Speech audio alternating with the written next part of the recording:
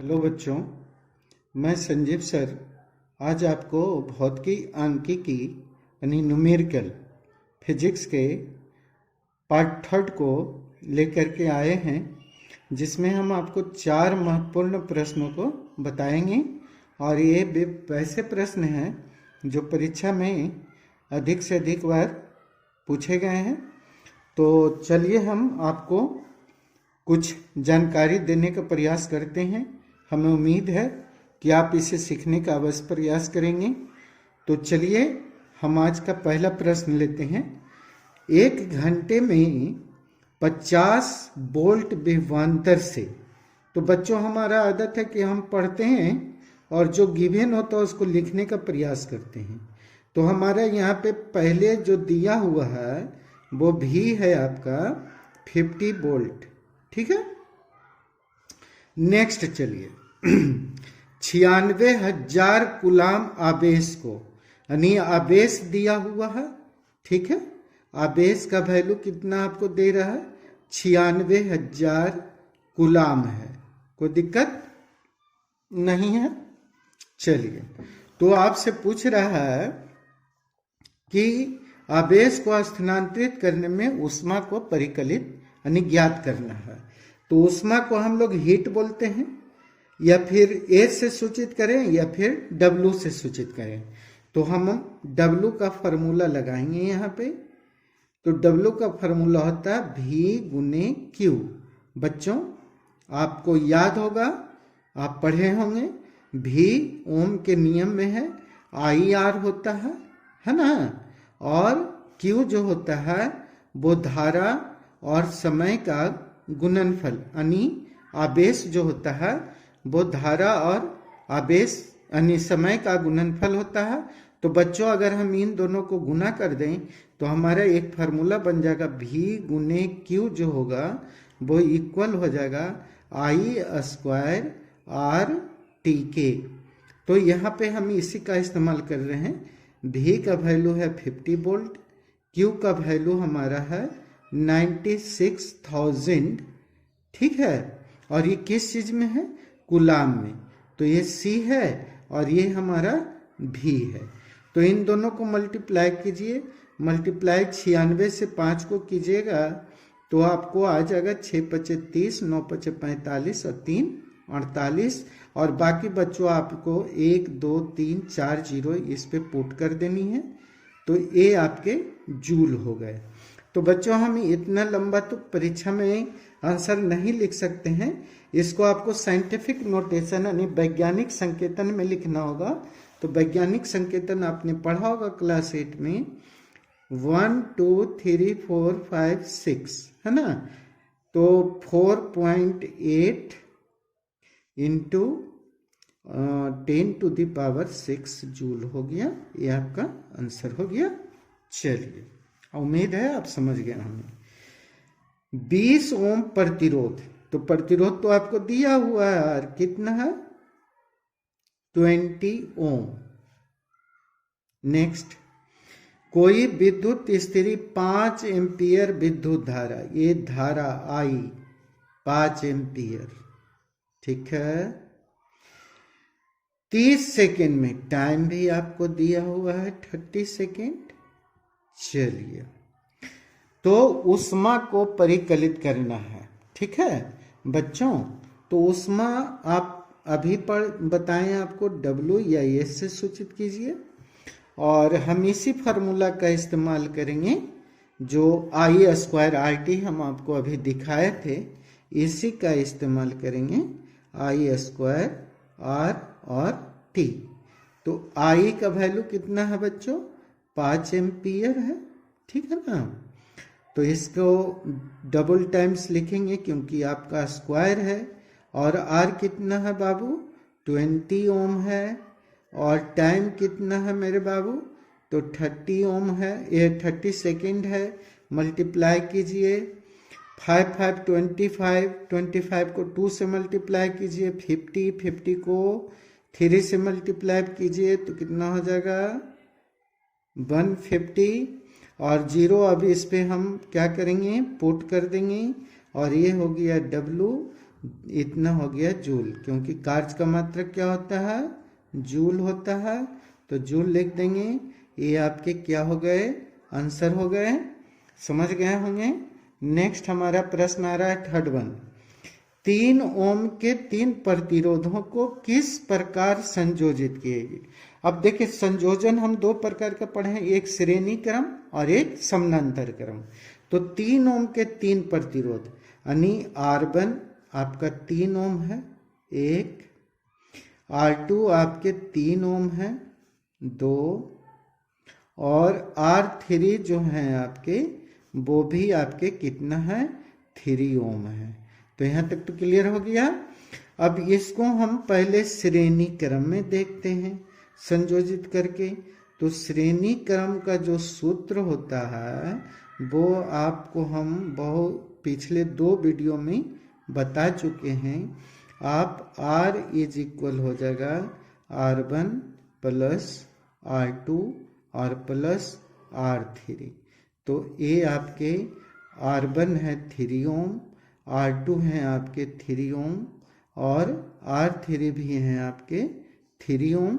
तो इन सब को ऐड कर देंगे तो 9 ओम हो गया। ये तो आपके 1 ओम नहीं आए, तो इस क्रम में नहीं होगा। चलिए समानांतर क्रम वाले को देख लेते हैं पहले हम।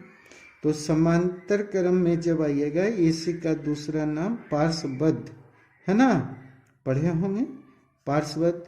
समानांतर क्रम में देखते हैं तो समानांतर क्रम का क्या है सूत्र, 1/r is equal 1/r1 plus 1/r2 plus 1/r3। ठीक है, चलिए तो 1/r1, R1 का वैल्यू 3 ओम, ठीक है। R2 का वैल्यू कितना है बच्चों, 3 ओम, यहाँ भी आपका होगा। और R3 का वैल्यू भी कितना हो जाएगा, 3 ओम हो जाएगा।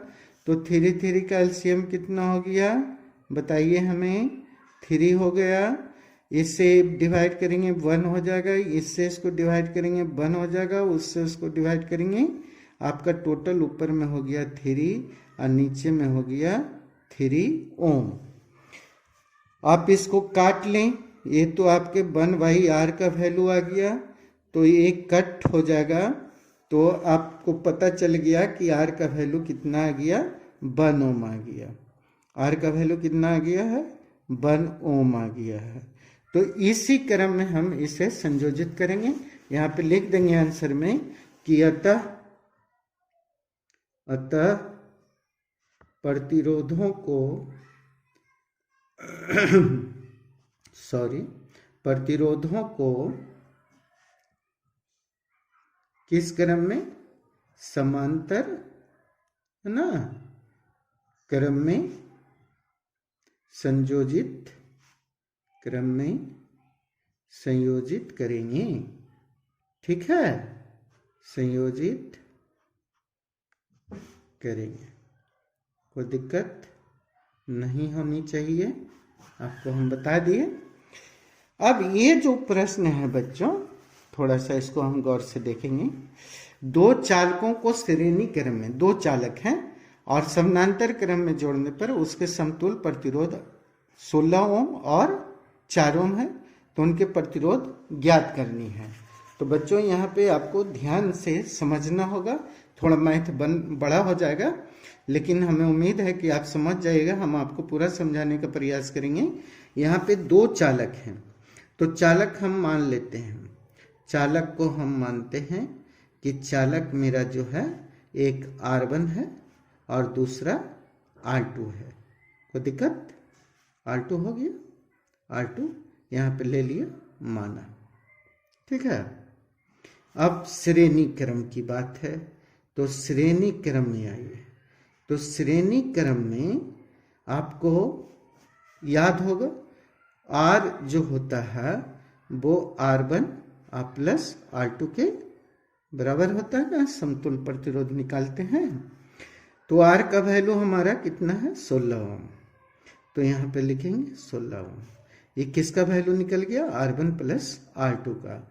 बच्चों इसको हम इक्वेशन मानेंगे। ठीक है, नेक्स्ट आइए, समानांतर क्रम। तो समांतर क्रम में हम क्या करेंगे, आपको पता है, आपको फॉर्मूला लगाना है यहाँ पे। चलिए लगाते हैं 1/r। तो 1/r का 1/r1 प्लस 1/r2, ठीक है। इसका समतुल्य प्रतिरोध कितना दिया हुआ है, जरा गौर से देखिएगा प्रश्न को। हम दिखा रहे हैं आपको, यहाँ 4 ओम है ना इसका समतुल्य प्रतिरोध। तो यहाँ पे हम 4 ओम लेंगे। कितना लेंगे, 4 ओम। तो 1/, यहाँ पे हो गया 4 ओम इज इक्वल, इसका एलसीएम कर लेते हैं बच्चों, R1 R2। इससे आपका R1 कट जाएगा तो यहाँ पे R2 आ जाएगा। यहाँ पे आपका R2 कटेगा तो यहाँ पे आपका R1 आ जाएगा।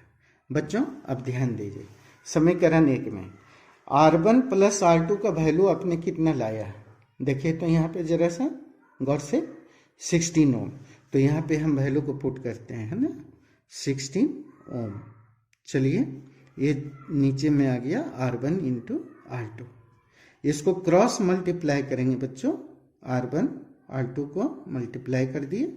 ये आपका 4 ओम है ना, ये मल्टीप्लाई हो जाएगा किससे, 16 ओम से। तो इसको मल्टीप्लाई करेंगे तो कितना हो गया, 64 ओम, ठीक है। ये R1 R2 के क्या निकल गए, गुणनफल का वैल्यू है।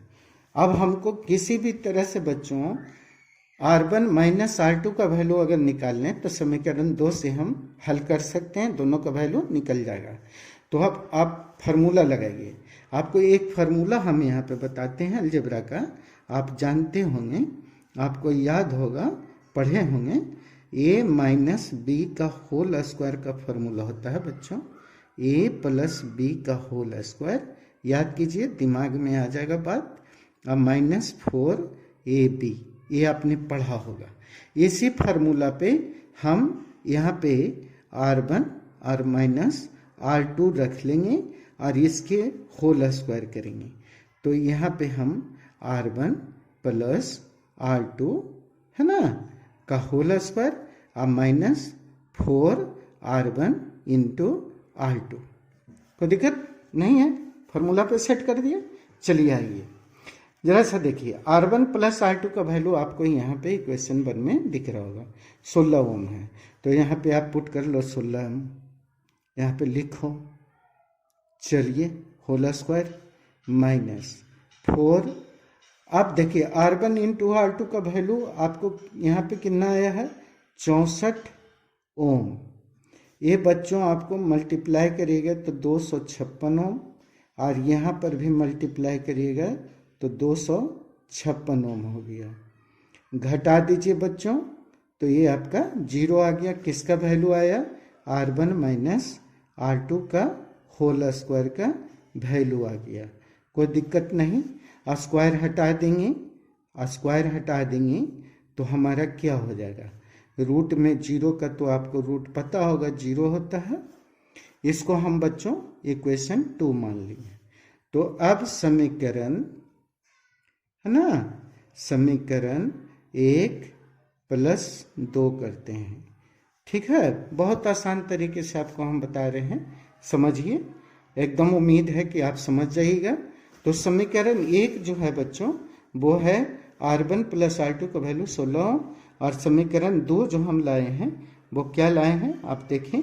तो इसको हम लिखते हैं पहले, समीकरण 1 वाले का R1 प्लस R2 का वैल्यू 16 ओम, और यहाँ पे R1 माइनस R2 का वैल्यू कितना हो गया, 0 ओम लिखिए। तो निगेटिव पॉजिटिव कैंसिल, ये हो गया 2R1, ठीक है। और यहाँ पे 16 प्लस 0 इक्वल टू 16 ओम। तो बच्चों 2 से कैंसिल कर लेते हैं तो R2 का वैल्यू आपको पता चल गया 8 ओम। तो ये तो आपका एक निकल चुका, ठीक है। अब हम दूसरे का निकालेंगे। तो दूसरे का हमको पता है, यहाँ पे लिखेंगे कि चूंकि समीकरण 1 में आपको दिया हुआ था कि R1 plus R2 equal to कितना था, 16 ओम, ठीक है। ऊपर समीकरण 1 चेक कर लीजिए, 16 है। चलिए, तो यहाँ पे R1 को रखिए, R2 का वैल्यू पुट करिए। 8 ओम लाए हो अभी, 16 ओम माइनस, अब यहाँ माइनस हो जाएगा प्लस का वहाँ पे जा कर के, तो ये 16 ओम माइनस 8 ओम, तो घट के कितना आ गया बच्चों, 8 ओम। तो आपने दोनों आंसर निकाल लिया। R1 का वैल्यू आ गया 8 ओम, ठीक है, R2 का वैल्यू आ गया आपके पास 8 ओम। तो बच्चों ये आपके आंसर हो गए, ठीक है। तो बच्चों हमने आपको आज 4 अच्छे प्रश्नों को करवाए। उम्मीद है कि आप इसे सीख लिए होंगे, और नहीं सीखे तो वीडियो को 1-2 बार देखिए, पॉज करके देखिए, पीछे करके देखिए, आगे करके देखिए। आप जरूर है, आशा है हमें कि आप समझ जाइएगा। तो बच्चों अगर वीडियो अच्छा लगा, पसंद आया, तो आप दोस्तों को शेयर कीजिए, लाइक कीजिए, कमेंट जरूर कीजिए बच्चों। और नए चैनल से जुड़े हैं तो आप मेरे चैनल को सब्सक्राइब कर लीजिए और हमारे को मोटिवेट कीजिए। हमारा मोटिवेशन जितना ज़्यादा होगा, मैं आपको इस कदर के बहुत अच्छे अच्छे वीडियो आपको मैथ के और ये सारे के बड़े बड़े क्वेश्चंस के हम आंसर आपको करवाते रहेंगे। लेकिन आपका मोटिवेशन हमारा मार्ग प्रशस्त करेगा और हमें थोड़ा ऊर्जा मिलेगी। तो बच्चों ठीक है, वीडियो देखने के लिए thank you for watching the video. Have a nice day.